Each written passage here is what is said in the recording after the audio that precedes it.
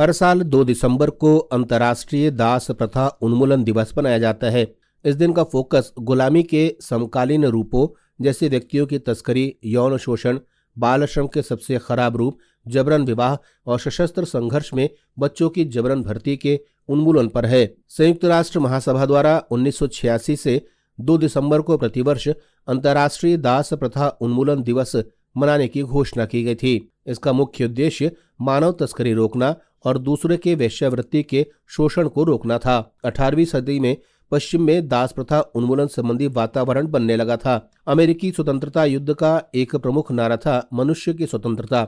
फलस्वरूप संयुक्त राज्य के उत्तरी राज्यों में सन 1804 तक दासता विरोधी वातावरण बनने में मानवीय मूलों के अधिकारों पर घोर निष्ठा रखने वाले फ्रांसीसी राज्य क्रांति का अधिक महत्व है। अमेरिकी महाद्वीपों के सभी देशों में दासता विरोधी आंदोलन प्रबल होने लगे थे। संयुक्त राज्य अमेरिका के उदारवादी उत्तर राज्यों में दासता का विरोध जितना प्रबल होता गया, उतने ही प्रतिक्रियावादी दक्षिण के दास राज्यों में दासों के प्रति कठोरता बढ़ती जाने लगी और तनाव इतना बढ़ गया कि अंततः उत्तरी और दक्षिणी राज्यों के बीच गृह युद्ध छिड़ गया।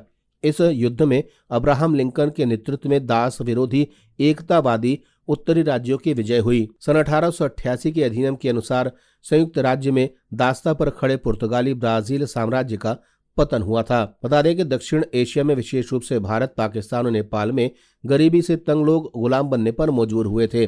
भारत में भी बंधुआ मजदूरी के तौर पर दास प्रथा जारी थी, लेकिन 1975 में राष्ट्रपति के एक अध्यादेश के जरिए बंधुआ मजदूर पर प्रतिबंध लगा दिया गया था और उसके बाद से इसे रोकने के लिए तरह तरह के काम किए गए। भारत में श्रम और रोजगार मंत्रालय की वार्षिक रिपोर्ट के अनुसार देश में 19 प्रदेशों में से 2,86,612 बंधुआ मजदूरों की पहचान की गई और उन्हें मुक्त कराया गया। उत्तर प्रदेश के 28,385 में से केवल 58 मजदूरों को ही पुनर्वासित किया गया है। इन तमाम बंधुआ मजदूरों के प्रति मानवीय भावना को रखना और इस प्रथा को पूरी तरीके से खत्म करना ही इस दिवस का उद्देश्य है, ताकि लोगों में जागरूकता आए और इस तरह के दासता को जड़ से खत्म किया जा सके। ब्यूरो रिपोर्ट, जनता से रिश्ता।